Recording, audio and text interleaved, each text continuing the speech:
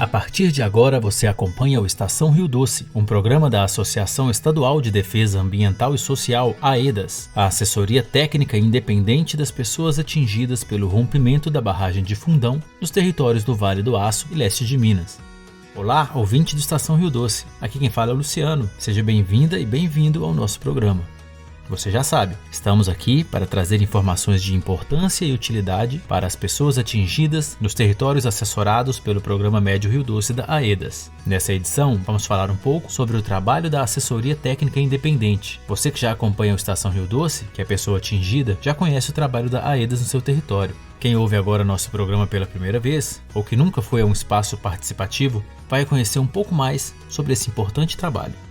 Hoje vamos receber Henrique Lacerda, coordenador institucional do Programa Médio Rio Doce da AEDAS, para a gente conversar sobre a importância deste instrumento para os territórios atingidos pelo rompimento da barragem de Fundão. Henrique, seja bem-vindo ao Estação Rio Doce. Oi, Luciano. Olá, pessoal da Estação Rio Doce. É um prazer estar aqui com vocês. Então, ouvintes, para falar sobre assessoria técnica no Rio Doce, precisamos voltar lá em 2015, mais precisamente no dia 5 de novembro, quando aconteceu o rompimento da barragem de Fundão, em Mariana, de responsabilidade das mineradoras Samarco, Vale S.A. e BHP Billiton. Em 2016, já se falava sobre a necessidade dos atingidos contarem com assessorias técnicas independentes, pois elas funcionariam como um instrumento sem ligação com as empresas responsáveis pelo rompimento e que poderiam contribuir no processo de reparação através da participação informada. Mas esse direito só foi alcançado 7 anos depois, quando no final do ano de 2022, após muita luta das comunidades atingidas e por meio de decisão judicial, foi determinado o repasse dos recursos necessários para o início dos trabalhos das ATIs. É importante lembrar que as assessorias técnicas foram escolhidas em um processo específico por eleição popular.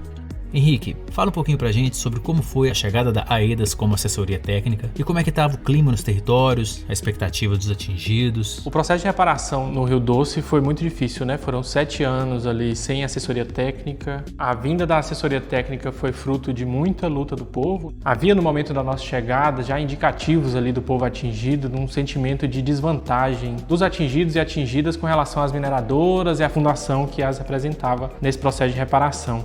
A gente chegou num momento assim que tinha muitas reclamações dos atingidos e das atingidas com relação ao acesso à indenização, ao acesso aos programas da Fundação Renova, aos projetos de reparação assim que não chegavam nas comunidades. Então a gente colheu muitas reclamações assim, relatos, denúncias e também relatos e denúncias de falta de reconhecimento da condição de atingido, assim, da categoria de atingido mesmo, né? Acho que a chegada das ATIs como um todo na bacia do Rio Doce, 7 anos depois, foi um marco assim na história da reparação do Rio Doce, e a AEDAS chegando no Vale do Aço, no leste de Minas, vem como uma oportunidade de ajuda, de auxílio ao povo do Médio Rio Doce nesse processo tão difícil nesses anos todos. A gente tem um processo de trabalhar ali muito com a mobilização social, para as pessoas entenderem qual é a situação da reparação, né? E uma construção em conjunto com os atingidos e atingidas. E agora a assessoria está completando 2 anos de equipes nos territórios. Fala um pouco sobre esse trabalho da AEDAS nesse período, como foi esse processo? Quando a gente chega, a gente vem trabalhando muito com um dos nossos objetivos enquanto assessoria técnica, que é a participação informada. Ajudar o povo a participar desses ambientes do processo de reparação. O nosso trabalho vem nesses 2 anos aí de muita sistematização dos danos que foram causados, uma fundamentação técnica e jurídica do que significa esses danos, né, de como é que podem ser reparados, assessorando e auxiliando o povo nos espaços de participação, decisão e construção. Também tivemos muitos encaminhamentos de situação de vulnerabilidade, porque o rompimento da barragem traz um período aí, né, de muita vulnerabilização para as pessoas, e a gente se esforçou nesses 2 anos para dar encaminhamento para a resolução dessas situações de vulnerabilidade. Também fizemos ali um movimento de fundamentar, debater com o povo, encaminhar certas pautas que eram comuns de todos os territórios, que a gente chamou de teses e que de determinada forma tem algum impacto lá na frente quando acontece a repactuação, mesmo que não direta e com a participação dos atingidos, como não houve, né, na repactuação, mas a gente vê que alguns programas, alguns temas ali, eles aparecem e também são fruto desse esforço da AEDAS na sistematização e fundamentação dessas pautas comuns ali. E o nosso trabalho foi sempre centrado na busca de acesso aos direitos, é o que a gente promove no dia a dia. Qual sua avaliação desses 2 anos? O que você acha que encontramos de saldo desse período de trabalho da assessoria? Acho que um grande saldo que nós temos desses 2 anos atuando no território é o fortalecimento da auto-organização popular. Acho que é uma coisa que a gente deixa, né, com nossas equipes de mobilização, com a construção dos grupos de atingidos e atingidas, com a consolidação dos agentes multiplicadores, os AGMs. A gente deixa no saldo aí desses 2 anos de atuação e se preparando para os próximos anos que virão, né? A gente deixa esse legado de ajuda à auto-organização do povo atingido e se preparando para o próximo período que nós vamos ter pela frente na atuação em construção, continuando em construção com os atingidos, com as comissões, com os GAAs e a AEDAS auxiliando nesse novo período.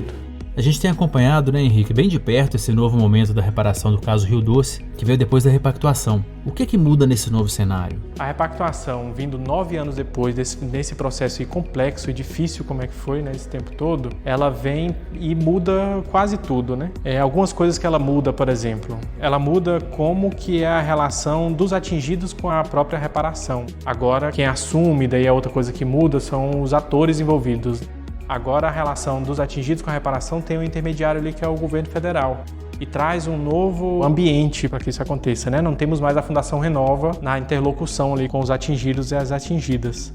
Outra coisa que muda é o sistema de participação. Antes a gente tinha o CIF, né, o Comitê Interfederativo e todas as suas câmaras técnicas, câmaras regionais. E agora o governo federal está fazendo um movimento de desenhar como que vai ser essa participação, essa governança, junto com o povo atingido que foi eleito ali no Encontro da Bacia, na construção com as câmaras regionais, os articuladores de câmara. Então temos um novo momento aí, né, que algumas coisas mudam. E acho que nesse ponto de a relação dos atingidos com a reparação que muda e com a questão do governo federal, de certa forma muda o caráter da reparação, porque agora passa para uma forma de política pública. Antes era os programas e projetos da Fundação Renova. Agora está no bojo da política pública, então isso traz uma nova configuração, né, para a reparação. E algumas coisas elas não mudam, e elas não mudam porque com muita luta do povo foi possível efetivar a Política Nacional de Atingidos por Barragens, a PNAB, né, que é uma lei federal e que traz ali uma série de coisas que são no formato de direitos, e direitos na lei federal eles não vão ser violados, né? Mas, por exemplo, coisas que estão relacionadas à PNAB, que são direitos, o direito à participação informada, o direito à informação, o direito à participação de fato, né? Por isso que o governo corre para fazer o Conselho Federal e tal. O direito à indenização dos danos que a pessoa sofreu, o direito à reparação coletiva no âmbito dos direitos coletivos. E uma outra coisa também que não muda é o direito à assessoria técnica, porque é uma relação desvantajosa entre os atingidos e as mineradoras e qualquer outra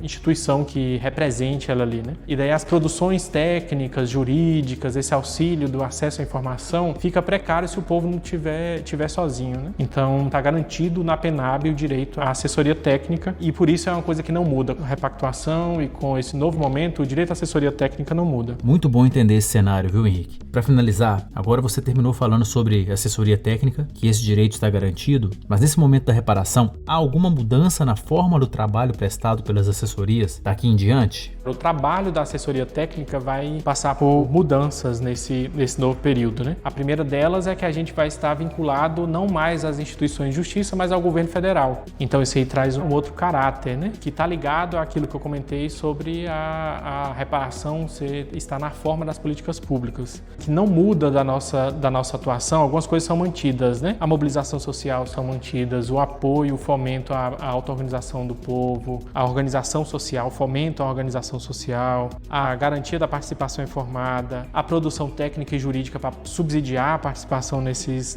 espaços de decisão e construção da reparação, a relação com as comissões de atingidos e atingidas, que também com a repactuação ainda continua legítima, mas aí estamos nesse momento aí de descobrir e de construir como que vai ser esse novo período, né? Acho que tem esse contexto novo, né, com a relação com o governo federal e a forma da política pública, que nos dá outros caminhos de atuação da ATI e outros caminhos para o povo atingido se organizar e participar e construir a reparação integral, né? E acho que abre um novo horizonte que a gente espera que seja de muita esperança para o povo, né, que passou 9 anos com todo o desgaste, com todo o sofrimento e com todos os danos, né, desde o rompimento da barragem e tudo que aconteceu nesses 9 anos. A gente acredita que esse novo momento vai vir com esperança de retomada dos modos de vida, retomada das condições de vida, das condições de trabalho, de renda que o povo tinha antes do rompimento. Agradecendo novamente o Henrique Lacerda pela participação e já aguardando pela próxima oportunidade.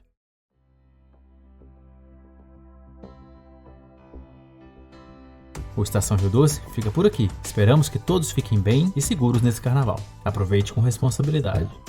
Você que nos acompanha e quer mais informações sobre este e outros assuntos, basta acessar nosso site www.aedasmg.org/Médio Rio Doce. O Estação Rio Doce é realizado pela equipe de comunicação do Programa Médio Rio Doce da AEDAS, a assessoria técnica independente dos atingidos pelo rompimento da barragem de Fundão nos territórios do Vale do Aço e leste de Minas. Obrigado por nos ouvir. Continue ligado na nossa programação e até a próxima. Povo em Luta, Rio de Esperança. Direção, Glenda Uchoa. Roteiro, edição e locução, Luciano Alvim. Informação é direito, reparação é justiça.